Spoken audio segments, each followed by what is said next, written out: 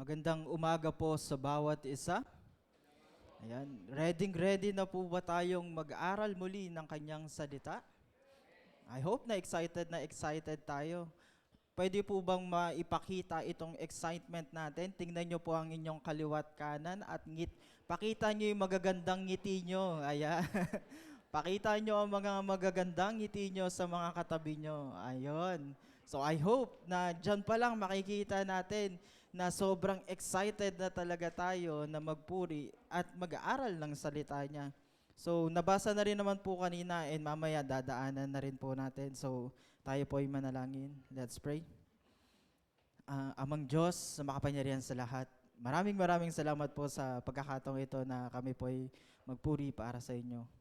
At sumamba sa pamamagitan ng pag-aaral ng iyong salita. Gabayan niyo po ang inyong lingkod, nawa ay may lahad ko po ito ng may kalinawan at nakasentro pa rin po sa inyo, Lord. Tago niyo po ako dito sa likod ng pulpito na ito. At nawa po, Lord, ay kayo po ang mga ibabaw sa lahat ng gagawin namin, especially sa pag-aaral na ito.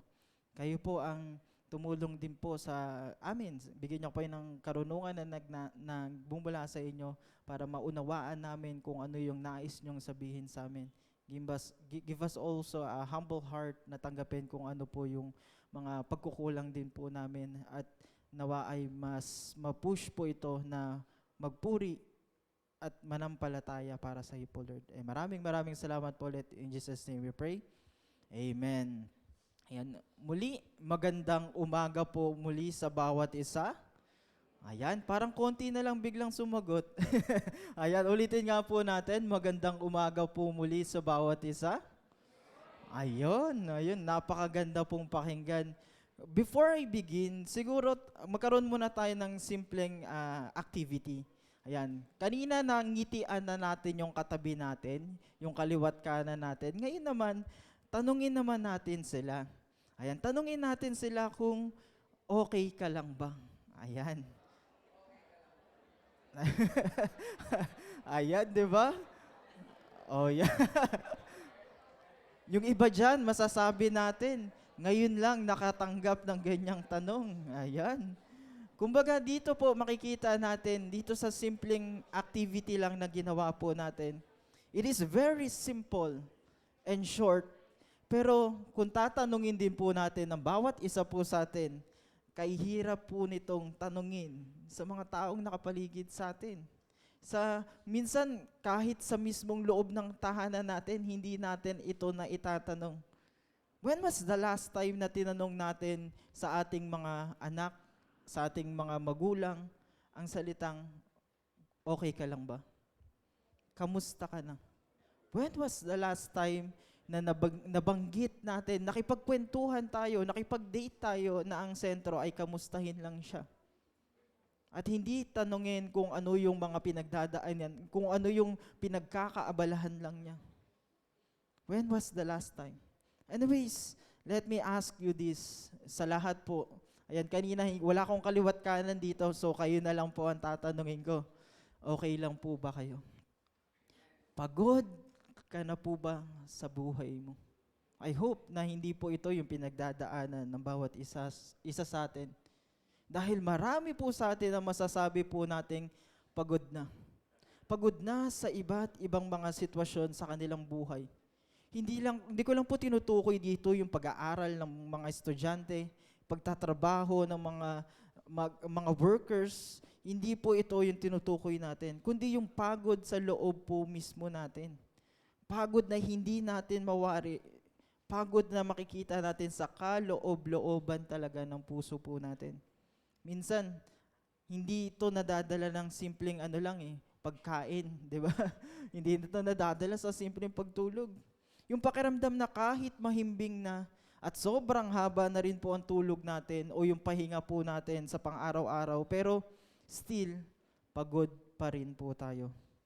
Nangingibabaw pa rin po itong sabihin nating emotion na ito, itong kabigatan na ito sa buhay po natin. And beloved, that is a clear sign of burnout. Kapag hindi na nadadala sa tulog, hindi na nadadala sa kain, ayan, o sa mga bakasyon, yun po ay clear sign na tayo ay napapagod or nabu-burnout na. Hindi lang po katawan yung bagsak natin dito sa pagkakataon na ito o dito sa level ng pagod na ito. Pati po yung mismong kaluluwa po natin o yung kaloob-looban ng puso po natin. Ito yung nagsasabi po sa atin na pagod ka na. Hirap na tayo. Hindi na natin kaya ito. Minsan, katulad po nung activity natin kaninang pag-umpisa po natin, itinatago po natin ito sa simpleng ngiti. Nakangiti tayo, kaharap yung mga taong nakapaligid sa atin, pero deep inside, meron palang kirot, meron palang sakit, meron palang bagay na gumugulo sa puso niya. Minsan, tinatago naman natin ito sa pagiging busy po natin. Dahil ako ay may pinagdadaanan, magiging busy na lang ako sa iba't ibang mga parte ng aking buhay. Dadaanin sa pagiging busy sa bahay, busy sa school. Mag-aaral ako na mag-aaral na to the point na kakalimutan ko na kung ano yung dapat o yung importante na dapat gawin. Busy sa mga trabaho na meron po tayo. At alam nyo rin po ba, minsan nangyayari rin po ito sa mga mananampalataya, pati ministry. Pinupukpok natin ng sarili natin na pinupush natin ang sarili natin na magministeryo sa Kanya para lang maibsan, makalimutan natin yung kabigatan na deep inside na dinadala po ng bawat isa po sa atin. Pero sa totoo lang, kahit anong gawin natin, we are carrying invisible burdens sa puso po natin. Anxiety, pressure from this world, loneliness, at worst case scenario is depression. I hope na wala pong dumadaan ngayon yan sa itong bagay na ito. Wala pong dumadaan sa atin ng ganyan. At sa panahon ngayon, lalo na rin po sa mga kabataan po natin at sa ating pamilya, sa loob ng ating tahanan, ay tumataas din po ang bilang ng mga taong dumadaan sa mental at emotional battles sa pang-araw-araw nila. Pero sa totoo lang po, kung titingnan po natin ito, paglabas pa lang po natin dito sa church, kitang-kita na ito, evident na talaga po itong bagay na ito. Actually, based on my research, approximately 12.5 million Filipinos ang nagsasuffer po ng mentally or mental health condition. At ang pinakang common po dito is yung anxiety and yung pinakang notorious talaga is yung depression. Nakakalungkot dahil sobrang common na ito sa karamihan po sa atin. And kung sa mga kabataan naman po natin, kung titingnan natin ito, 73% ng Filipino Gen Zs report struggling with a mental health issue. 73%. Sobrang dami na po nito. And to be honest na rin po, especially dito sa mga kabataan po natin, ngayon, dati na itatago pa nila itong mga bagay na ito eh. Pero ngayon, very vocal na sila sa pagsasabi sa atin na pagod na sila. Hinang-hina na sila. Kumbaga kung sumatotal titingnan po natin itong mga research na ito, napakalaganap na po ng mga ganitong klase ng sitwasyon sa ating buhay. Pero sa gitna po ng kabigatan ng nararanasan natin dito sa mundong ito, meron pong magandang inaalok po ang Panginoon sa bawat isa po sa atin. At ito po yung makikita po natin sa ating passage. Ito po yung isang mapagmalasakit po na paanyaya sa bawat isa po sa atin. So basahin po natin yung nasa Matthew 11:28-30. Basahin po muli ulit natin ang ating passage at ma-remind tayo dito sa salita niya. The Word of God says, "Come to me, all you who are weary and burdened, and I will give you rest. Take my yoke upon you and learn from me, for I am gentle and humble in heart, and you will find rest for your soul. For my yoke is easy and my burden is light." Based na rin po sa passage na ating inaral o binasa ngayon, sino po kaya ang kausap ng Panginoong Hesus dito? Sino po kaya yung sinasabihan niya at inaalok niya dito sa pagkakataon na ito, nung binanggit niya po itong mga kataga na ito? Nung sinabi po ito ni Jesus, kausap niya ang mga tao na pagod na rin sa kanilang buhay. Pagod na pagod sa relihiyon na ipinapakita po ng mga Pharisees during that time. Because in here, dito sa situation na ito, the religious leader had added hundreds of rules to the law of Moses. Biruin niyo po, marami na nga kung tutuusin yung law of Moses na binabanggit po dito sa Bible. Dinagdagan pa nila ng hundreds. Ganun kadami yung binigay na dinagdag na law ng mga Pharisees during that time. Na masasabi rin naman po natin na nagkaroon ng malaking epekto sa bawat isa sa kanila.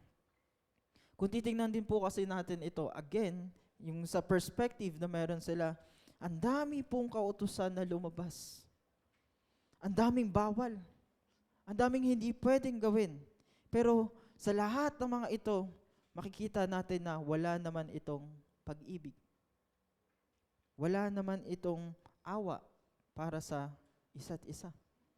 Or pwede nating masabi, maaari natin pong masabi dito na most of the law na dinagdag po nila ay masasabi nating may madagdag lang po talaga. Kumbaga, para mapakita nila na may control sila dito sa mga bagay na ito. And we can also say that in here, they were spiritually, mentally, physically, emotionally, exhausted. Pagod na sila sa sitwasyon na kanilang dinaranas because of those changes sa kanila. Kaya kung kayo din po ay nakakaranas ng mga ganitong klase ng pakiramdam, emotionally drained, katulad din po nila, mentally tired, or even spiritually empty, saktong-sakto po sa atin ang mensahe na ito. Swak na swak pa rin po sa atin itong mensahe na binanggit po ng ating Panginoon dito. Again, ito po hindi isang simpleng imbitasyon lang para magpahinga tayo. Tumigil at magpahinga ng panandalian lamang. Dahil ito po'y isang magandang paanyaya sa bawat isa po sa atin. Paanyaya sa isang relasyon sa ating Panginoon. Isang paglakad kasama si Kristo. Ito po yung paanyaya ng ating Panginoon sa bawat isa po sa atin. At mamaya po ibibigyan din pa po natin itong bagay na ito. Kaya ngayong araw po na ito, pag-uusapan po natin yung tatlong paanyaya na binanggit po dito ni Jesus at ang resulta rin po nito. So dito po iikot yung pinakang focus po natin sa pag-aaral po natin. Na masasabi naman po natin na nagdadala po sa atin ng kapahingahan sa puso't kaluluwa ng bawat isa po sa atin. At sa bawat punto po na ating tatalakayin, tandaan po natin ang katotohanan ito. Ayan, nandyan po, nakasulat yan. Kay Jesus, ang pahinga ay hindi pagtigil sa laban. Ito po yung paglakad kasama ng ating Panginoon sa gitna ng laban. Kumbaga, ito po yung pinakang focal point or pinakang focus na mangingibabaw dito sa mga sinasabi, paanyaya na binibigay sa atin ng ating Panginoon.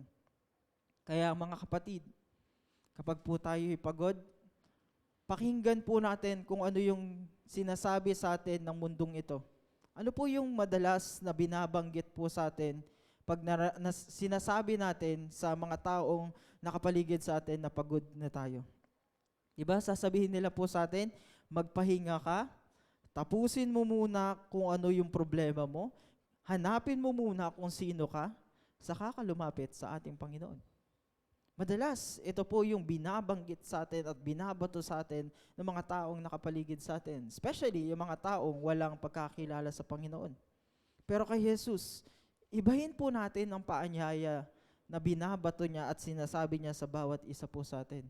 Dahil sa gitna po ng ating pagod o gulo sa ating isipan at kabigatan mismo sa ating puso, siya mismo ang lumapit sa bawat isa po sa atin at nag-aanyaya sa bawat isa na lumapit sa Kanya. Dito rin po mag-uumpisa yung pinakang tatalakayin natin ngayong umaga na ito. Hindi po ito patungkol sa mga kung ano yung kaya nating gawin. Hindi po ito yung magiging focus natin, kundi kung kanino po tayo dapat na lumapit. Ito po yung pinakamahalagang dapat nating makuha dito sa talata na ito. Let's look at the first thing Jesus says to the tired soul. Come to me. Kung titingnan po natin ito, again, ito po'y paanyaya sa tunay na kapahingahan. Kapahingahan na hinahanap din po ng bawat isa sa atin. Sabi nga po sa verse 28, come to me, all you who are weary and burdened, and I will give you rest. Isang magandang paanyaya sa bawat isa po sa atin. Mga kapatid, ang salitang come ito po'y isang paanyaya. Again, uulit-ulitin ko po itong bagay na ito. Ito po'y isang paanyaya. Hindi po ito utos lang. Hindi po ito utos na may halo pang galit, halo pang inis, dahil sa sobrang dami nating nilalapit sa Panginoon. Even pag-uutos in the form of rules or policy. Hindi po ito yung way ng pagkakasabi po sa atin ng Panginoon. Dahil ito po ay tawag ng isang nagmamahal. Alok na nagmumula sa mismong ating Panginoong Jesus. Kumbaga, iba talaga. Pag ito yung narinig natin, ibang-iba po talaga yung pakiramdam po sa atin. Sabi ng Panginoon, lumapit po tayo. Na tipong kahit wasak na tayo, hindi na po natin maintindihan yung nararamdaman natin o yung mga bagay na nangyayari sa paligid po natin. Pwede tayong lumapit sa Panginoon. Mismo ang Panginoon na nagsasabi po sa atin, come to me, all you who are weary and burdened. Again, dito po hindi rin po sinasabi ng Panginoon sa bawat isa sa atin na come to this religion first. At bibigyan kita ng kapahingahan. Kumbaga may reward, parang ganun yung sinasabi ng Panginoon. Hindi po ganito yung way na pagkakasabi ng Panginoon. Or even, come to me and follow the rules first. Saka natin mararanasan yung kapahingahan na hinahanap natin. Hindi ganito po yung sinabi po dito sa talata na ito. Ano po yung sinabi ng Panginoon? Simply, come to me. Simpleng salita. Kahit hindi tayo magaling mag-Tagalog, maiintindihan natin ito.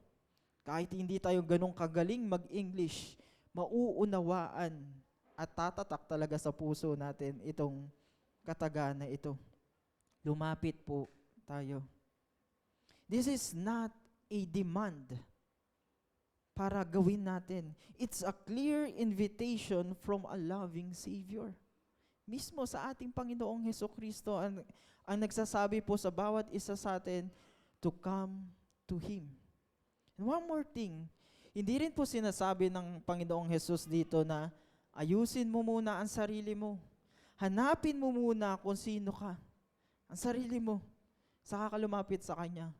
Pero kasi kung tutuusin kung ito po yung ginawa natin at pinakinggan natin, kung ano yung sinasabi ng mundong ito, may tendency na hindi na talaga tayo makalapit at all sa Panginoon. Kaya balikan po natin ano yung sinasabi ng Panginoon dito sa passage na ito. Beloved, hindi po ito isang ritual na dapat po nating gawin para lang maibsan o mapagaan natin yung sitwasyon natin o yung pakiramdam po natin. Hindi po ito isang klase ng ritual.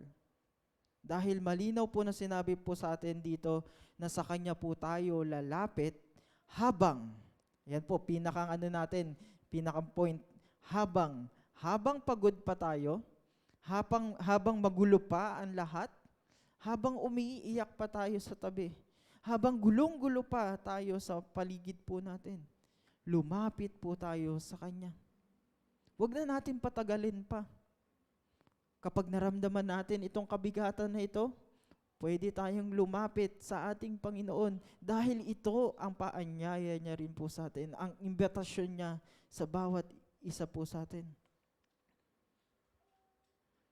So to make it short, kung titingnan po natin ito po ay imbitasyon na nagmumula mismo sa ating Panginoon, especially to those who are tired and overwhelmed sa iba't ibang mga pressure na nararanasan nila sa kanilang pang-araw-araw na buhay.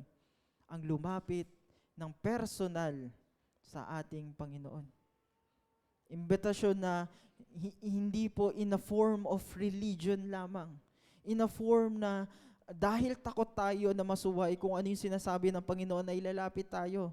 Dahil takot tayo sa sinasabi ng magulang natin, baka mapagalitan tayo, lalapit tayo. Hindi po ito yung in a form of ritual na naiisip lang din po natin. Because again, this is a call to a personal relationship sa bawat isa po sa atin. Between me, between you and God. Yun po ang pinakang focus dito sa bagay na ito. Tatanungin ko po kayo mga kapatid, meron po ba sa atin ngayon ang nalulunod na sa pressure ng mundong ito? Pressure sa buhay nila. Pressure sa pang-araw-araw na nai-experience nila. Pagod na pagod sa mga pagsubok na kanilang pinagdadaanan. Balikan po natin ang imbitasyon ng ating Panginoon. Sinasabi niya po sa atin, come to Him. Lumapit po tayo sa Kanya. Ito po ang paanyaya sa atin ng Panginoon. Huwag nating hintayin po na maging okay muna tayo. Saka tayo lalapit talaga ng lubusan sa Panginoon. Dahil ang tunay po na pahinga ay hindi po galing sa sarili nating lakas. Hindi po natin nakikita yan sa pagbabakasyon lang. Hindi po natin nakikita yan sa pagtulog lang natin ng mahaba, pagkain natin ng iba't ibang masasarap na pagkain, or even success dito sa mundong ito. Or even yung religion din po natin. Hindi natin makukuha yung kapayapaan, kapahingahan dito sa mga bagay na ito, kundi sa presensya lamang ni Kristo. Wala na pong iba. Because again, kung papansinin din po natin yung sinasabi niya, yung pagkakagamit niya ng salita dito, sinabi niya po dito that, come to me and I will give. Ano po yung mapapansin po natin dito sa mga katagang binitawan ng ating Panginoon? Makikita po natin dito that it is a clear way na sinasabi po sa atin that this is a gift, biyaya na nagmumula sa Panginoon, not something na na-earn natin sa pagsisikap lang po natin. Sounds familiar? Katulad po ito ng grace na binabanggit po natin. Palagi kapag tayo ay nagbabahagi ng mabuting balita, ito ay katulad ng grace, God's grace sa isang banda, mga kapatid. Ito po ay biyaya din po na nanggagaling sa ating Panginoon. It is a gift, biyaya na nagmumula sa Kanya at hindi sa sarili lang natin. The moment na lumapit po tayo sa ating Panginoon at manampalataya ng lubusan, then we can now experience true rest na hinahanap po natin. Totoong kapahingahan na nakikita lang natin hindi sa mundong ito, kundi sa ating Panginoon mismo. Kaya mga kapatid, lumapit po tayo na parang isang bata, parang isang baby. Paano po ba ang characteristic ng isang baby? Diba po, pag umiiyak isang baby, hindi siya lalapit sa mga kung sino-sino lang. Ang instinct niya ay lumapit sa kanyang magulang. Bakit po siya lumalapit sa kanyang magulang? Dahil ito po yung nagbibigay sa kanya ng tunay na comfort. Tunay na sabihin nating kapahingahan. Tunay na kasiyahan. At ganoon din naman po tayo sa ating Panginoong Jesus. Kung tayo'y pagod, sundin natin, gawin natin yung sinasabi o paanyaya sa atin ng ating Panginoon. Come to Him. Kaya mga kapatid, sa tuwing pagod na po tayo sa laban ng ating buhay, huwag po tayong susuko. Dahil basahin po natin muli ang ating point. Next po, next slide please. Ayan. Basahin po natin ang sabay-sabay. Begin. Kay Jesus, ang pahinga ay hindi pagtigil sa laban. Ito'y paglakan kasama ng ating Panginoon. Ito po yung panghawakan natin mga kapatid. Kay Jesus, ang pahinga ay hindi po pagtigil. Ito'y paglapit palalo sa ating Panginoong Jesus. Hindi ka nag-iisa sa laban na ito. May kasama po tayo na nag-iimbita pa sa atin. Mismong lumalapit pa sa atin. Mismong nakikipag-usap pa sa atin. Hindi po tayo nag-iisa. Moving on. Unang hakbang pa lang po yan. Unang paanyaya pa lang po yan dito sa passage na ito. Na tinatawag po tayo dito na lumapit po sa Kanya. Pero pansinin po natin itong pagkakagamit niya dito sa mga talatang ito, yung pagkakabanggit niya po dito. Hindi lang siya parang katulad po ng ibang mga tao na palalapitin tayo. Halika, punta ka dito, magpahinga ka, upo ka lang dyan. Huwag ka nang gumalaw. Di ba po? Minsan ganun sinasabi natin, pagod ka na, halika, upo ka dito. Pumirmi ka dyan, huwag kang gagalaw para hindi ka mapagod. Sounds familiar? Lagi po naririnig natin yan sa mga magulang natin, sa mga lola at lolo natin, di ba? Ito yung mga madalas na sinasabi niya sa atin. Pero hindi po ito yung sinasabi ng Panginoon. Hindi ito yung pagkakagamit ng Panginoon dito sa talata na ito. Dahil dito po ay pinapakita niya na inaanyayahan niya tayong sumama din. Sumama din sa lakad niya. So in short, meron tayong dapat na gawin. At hindi tayo basta lang pipirmi at uupo lang sa tabi ng ating Panginoon. Rest, yes. Again, pahinga. Yes, kailangan naman talaga. But not doing nothing. Hindi ito yung sinasabi ng ating Panginoon. It's rest by walking with Him, carrying what He carries, and moving how He moves. Ito yung dapat na gawin din po natin. At dito na po papasok ang susunod na point natin. Hindi lang po ito isang paanyaya, kundi sinasabi rin po sa atin dito na palitan po natin. Ano po yung papalitan po natin? Sabi po dito, ang pinakang focus dito is yung take my yoke, or also the exchange of burdens na ating dinadala. Sabi nga po, dito lang tayo sa first part sa 29a. Sabi, take my yoke upon you. Yung yoke po dito, para po sa mga hindi po familiar, ayan, yung mga laking city talaga, yung yoke po dito ay kasangkapan na ginagamit po ng dalawang baka para sabay po silang magtrabaho. Ito po yung ginagamit sa pag-aararo, sa bukirin. Ayan, madalas ang context po natin dito sa Pilipinas, isa lang ang nagbibitbit at hindi po baka, kalabaw. Pero sa kanila, during that time, dalawa po ang nagtatrabaho, yung dalawang baka, ganun. Ganun po siya at bit-bit niya yung kabigat-bigat na kahoy para lang mag-araro sa bukirin. At ito po yung yoke na sinasabi po dito sa passage natin. Pero, again, pansinin po nating mabuti yung passage natin. The way na ginamit po ito ng ating Panginoon. Hindi po sinabi dito ng Panginoon that, I will take away your yoke. Tatanggalin ko ang yoke sa iyo. Yung bit-bit mo ng napakabigat ay tatanggalin ko. Hindi po ito yung pagkakasabi ng Panginoon. Yung burden po na bigat po natin ay hindi po aalisin ng Panginoon. Ano po sinabi dito ng ating Panginoon? Take my yoke. Pinalitan niya lang yung dinadala po natin sa likod natin ng mag-isa. Pero may kasama. Parang kakaiba po yata, no? Nabibigatan na nga ako. Bakit ang sinabi pa ng Panginoon ay hindi yung remove my yoke, take away my yoke? Ang sinabi pa ng Panginoon is take my yoke. Ang yoke o ang yugo ng ating Panginoon. Pero kung titingnan po natin ito, napakaganda po ng ibig sabihin niya dito.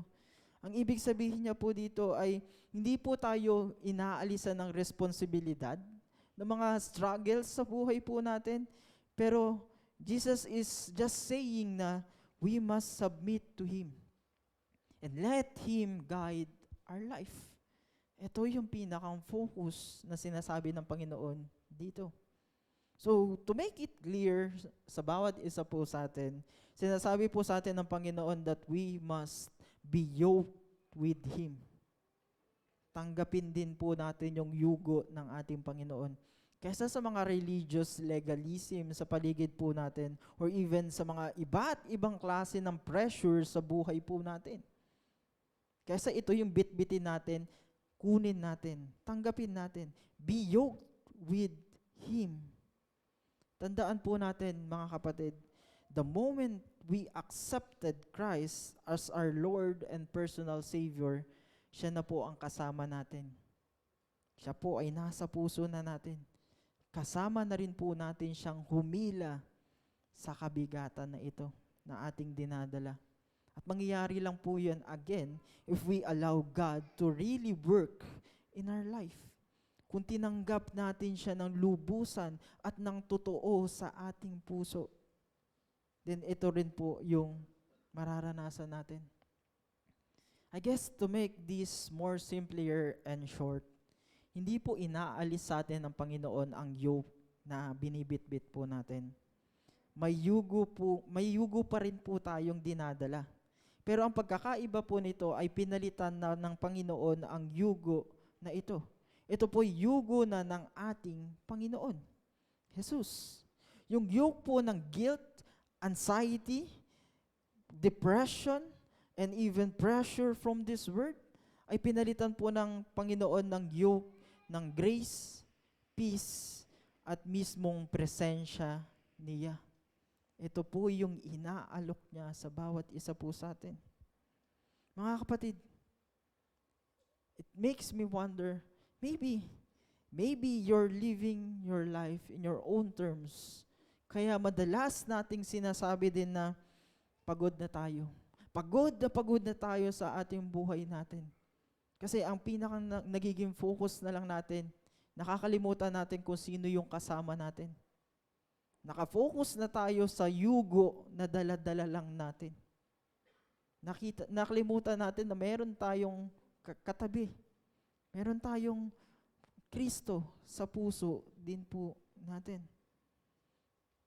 Mga kapatid, tingnan po natin ang ating sarili sa mga oras na ito. Baka tayo pa rin po yung may hawak ng manibela ng buhay po natin. Maybe, ito rin yung reason kung bakit ito'y nararamdaman din po natin. Masyado tayong nakafocus sa kung ano lang yung magagawa ko. At nakalimutan natin si Kristo na naandyan lang, na nag-aalok at nag-iimbita sa bawat isa po sa atin. Ang gusto po ng Diyos ay isurrender po natin ang buhay natin sa Kanya. O palitan po natin yung yoke o yung yugo na dinadala po natin mag-isa. Palitan po natin ito ng yoke ng ating Panginoon. Sa ilalim din po ng yoke o ng yugo ng ating Panginoong Jesus, makikita po natin ang tunay na direksyon ng ating buhay. Makikita rin po natin na, again, hindi po tayo nag-iisa. May katuwang tayo sa laban na ito. At higit po sa lahat, may lakas tayo na magagamit dito sa battle na ito. Dito sa kabigatan na ating dinadala sa pang-araw-araw. Again, sometimes Jesus doesn't take away the burdens because He carries it with you. At ang gusto lang ng Panginoon ay makita mo kung sino siya sa buhay mo. So we must submit to Him and let Him guide our life. Ito po ang magagawa natin para mahanap natin yung kapahingahan na hinahanap natin. Kaya kapag ang kabigatan po sa buhay po natin ay tila hindi na talaga natin kayang dalhin, alalahanin po natin yung ating paalala po sa atin. Sabay-sabay po natin basahin muli. Begin.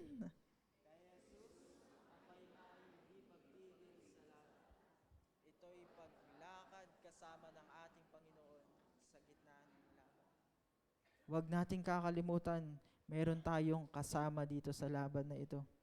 Mga kapatid, kapag kasama mo na o kasama na natin ng Panginoon sa yugo na binibit-bit po natin, hindi lang siya basta tumutulong magbuhat sa kabigatan na ito, kundi nagtuturo pa po siya paano natin ma-overcome itong problema na ito.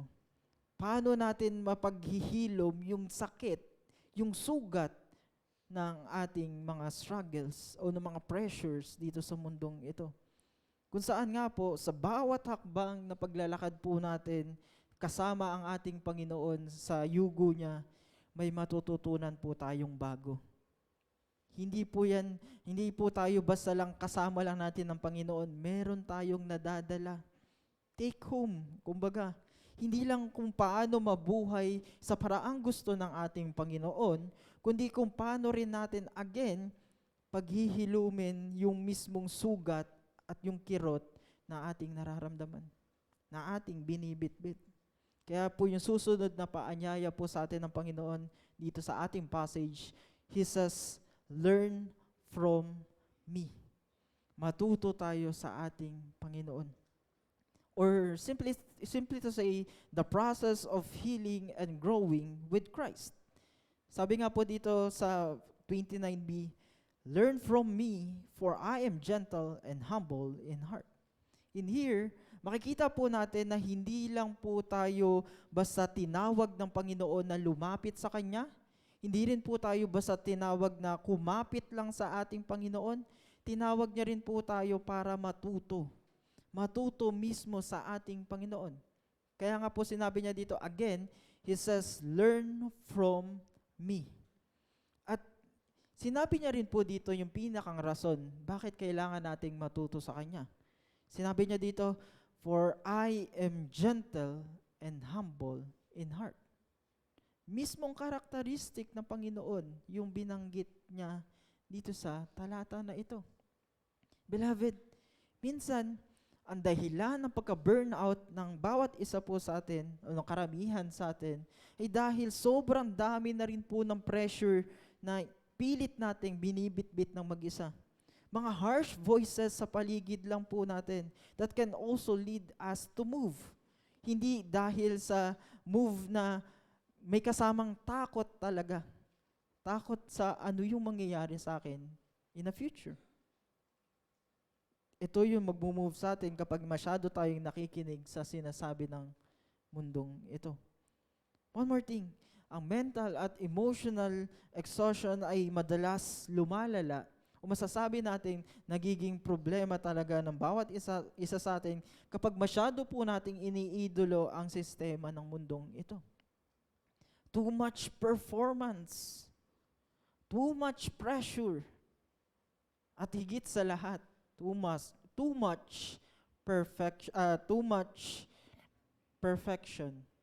Nasa totoo lang, hindi naman talaga natin kayang gawin. Sabi nga po ng karamihan, di ba? Nobody's perfect. Still, mahina pa rin po tayo. May mga pagkakamali pa rin tayo nagagawa. Pero dahil sa nakikinig tayo sa sinasabi ng mundong ito, then darating sa point na mag-i-stack up yan, magpapatong-patong yan sa utak natin, sa puso natin, na to the point na mahihirapan na talaga tayong gumalaw. Na hindi na natin kakayanin kung ano yung gagawin natin dito sa mundong ito. Pero again, ibahin po natin ito sa ating Panginoon. Ibahin po natin ito sa way ng Panginoong Jesus. Sinabi niya po dito sa ating passage, based na din po sa natalakay din po natin kanina, hindi po siya harsh, hindi po siya demanding, dahil siya, binanggit niya po dito yung mga karakteristik niya, siya po ay gentle, humble, and kind. Mga karakteristik din po na dapat na ma-maintain natin habang tinitingnan din po natin ang ating Panginoon. Hindi rin po siya katulad ng ibang taong mapanghusga lang kapag mahina po tayo. Because siya po ay mismo yung nagtuturo na may kalinga at pagmamahal sa bawat isa po sa atin. Because He understand every tears na bumabagsak po sa mga mata natin. Alam niya lahat. Bago mo pa banggitin ito sa ating Panginoon, alam na po ito ng ating Panginoon. And He even knows or sees every thoughts we never speak sa mga taong nakapaligid sa atin. Alam na po ito ng Panginoon. So, ang dapat lang natin gawin, mas lalo tayong lumapit sa Kanya. Mas lalo tayong magpaturo sa kung ano yung dapat nating gawin sa ating buhay. Parang ganito po kasi yan. May isang kwento ng isang kabataang lalaki na palaging mababa po ang tingin niya sa kanyang sarili. Kumbaga, laging nakatingin siya sa ilalim sa sahig talaga, literal. Kasi ganun yung tingin niya sa sarili niya. Napakababa niya lang. Isa siyang talunan. Parang ang lahat ng mga taong nakapaligid sa kanya ay galit sa kanya.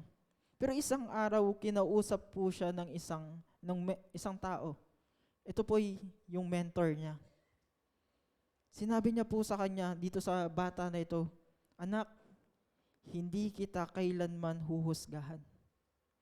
At narito pa ako para samahan ka at gabayan ka diyan sa pinagdadaanan mo sa iyong buhay." Nakakagaan marinig itong mga bagay na ito. Simula po nun, unti-unti niya nang gumaan yung pakiramdam niya. Unti-unting sumila yung ngiti sa mata niya.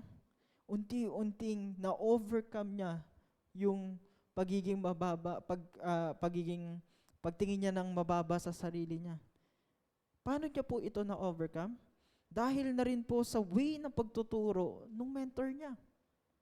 Beloved, kung titingnan din po natin yung way na pagtuturo ng mentor niya, and that kind of teaching is what we call discipleship.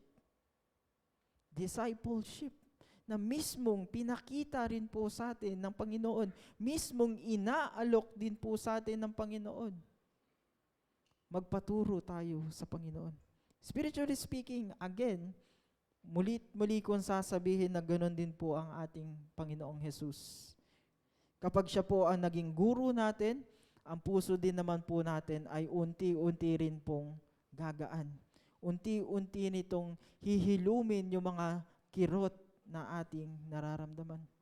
Because God's teaching is not just knowing the facts. Punuin lang ang utak. Hindi ito yung way ng pagtuturo ng Panginoon.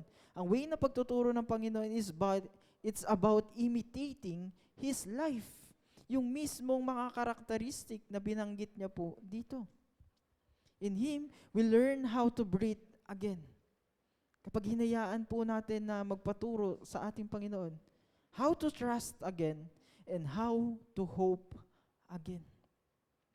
Mas makukuha natin ito kapag sinundan natin at ginawa natin kung ano yung mismong ginagawa rin po ng ating Panginoon sa atin. To sum it up, mga kapatid, ito po ang importansya ng discipleship sa bawat isa po sa atin. Mismo ang Panginoon ang nagpakita nito sa atin. We must grow in His words, learn His ways, and let us surround ourselves with people who will always point us back to Christ. Bumalik sa cross. Ito po yung dapat nating hanapin. So kung meron man po sa ating wala pang mga discipler, I guess, isa po sa mga pwede nating magawa, humanap po tayo na mga someone na maglilid sa atin pabalik sa ating Panginoon. Pag mga pagkakataon ng buhay natin, nakakalimot na tayo, maghanap tayo ng someone na magtuturo sa atin kung nasaan ang Panginoon. Kung ano yung dapat na gawin talaga natin sa buhay natin. Dahil kung gusto rin po nating maranasan again yung totoong kapahingahan ng ating kaluluwa, matuto din po tayong lumakad kasama si Jesus at hindi laban sa Kanya. Matuto tayo sa ating Panginoon. Kaya't again, sa bawat hakbang din po natin ng ating pagkakatuto, ayan, sa gitna po ng hirap na ginagawa natin, huwag po nating kakalimutan yung ating mga kataga. Basahin nga po muli natin. Kay Jesus,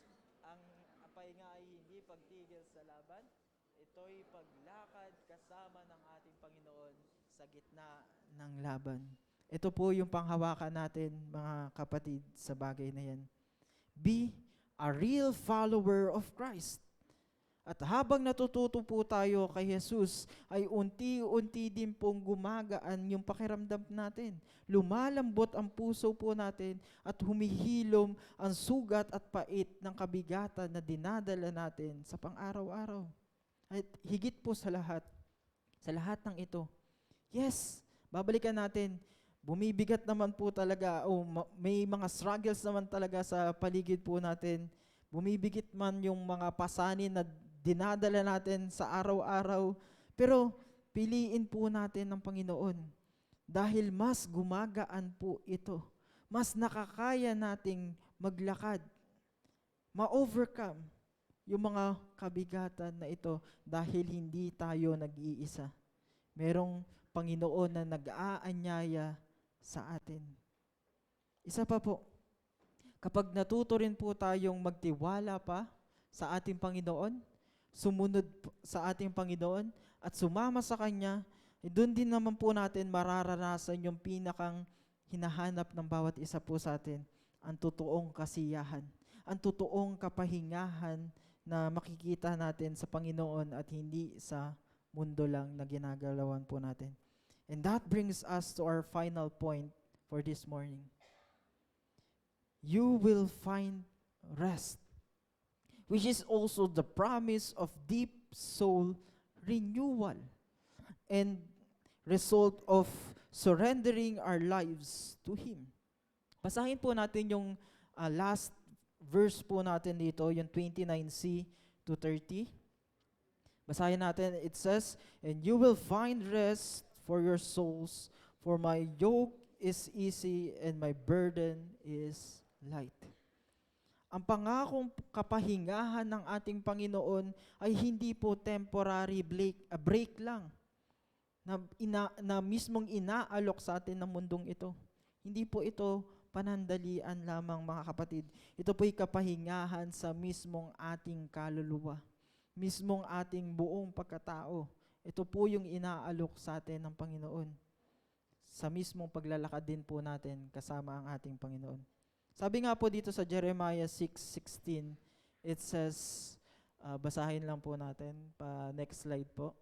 Jeremiah 6:16, "This is what the Lord says, stand at the crossroads and look, ask for the ancient paths, ask where the good way is, and walk in it, and you will find rest for your souls.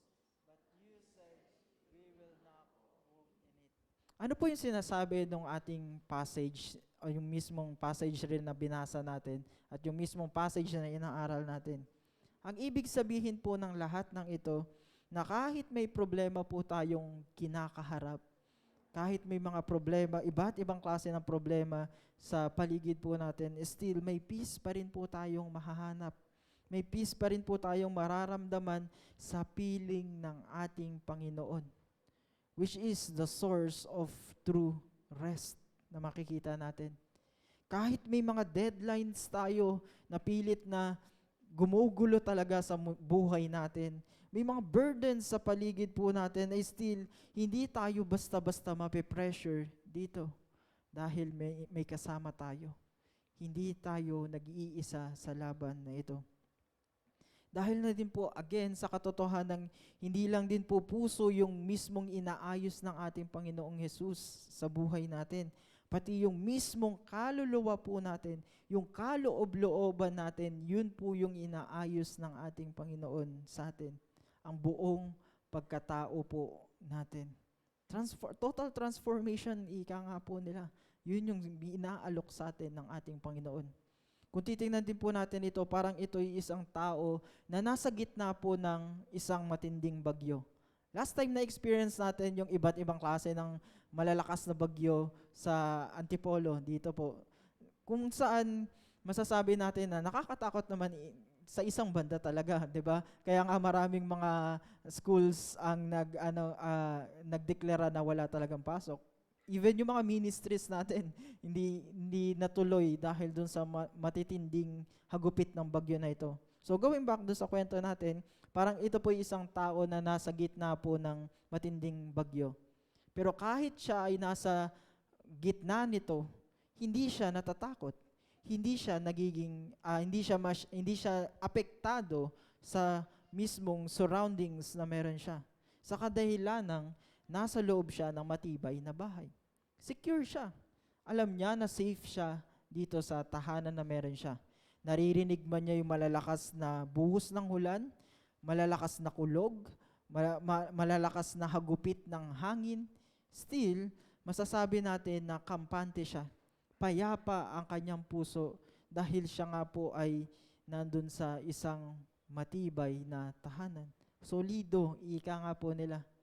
At alam nyo mga kapatid, ganun din po ang kapahingahan na makikita natin sa ating Panginoon. Sabi nga po dito sa ating tema, solid. Solid talaga. Solid talaga kapag ang puso natin ay nakatuon kay Kristo. Solid. Kahit anong problema man yan, kahit anong bagyo man yan, dumating yan, magiging solid tayo sa ating Panginoon.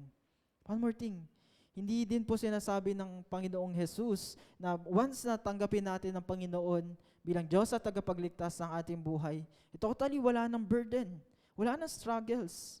Dahil again, paulit-ulit po naming i-remind din po sa bawat isa sa atin, may burdens pa rin, pero masasabi natin na kaya na natin kasi light na ito. Magaan na ito kapag inalaw po natin ang Panginoon na kumilos din po sa buhay natin. Bakit? Again, babalik tayo sa katotohanan, hindi na lang tayo yung may hawak ng burdens na ito. Kasama na natin ang Panginoon dito. Kapag si Kristo ang kasama po natin, ang dating kabigatan sa ating puso ay napapalitan ng pagtitiwala.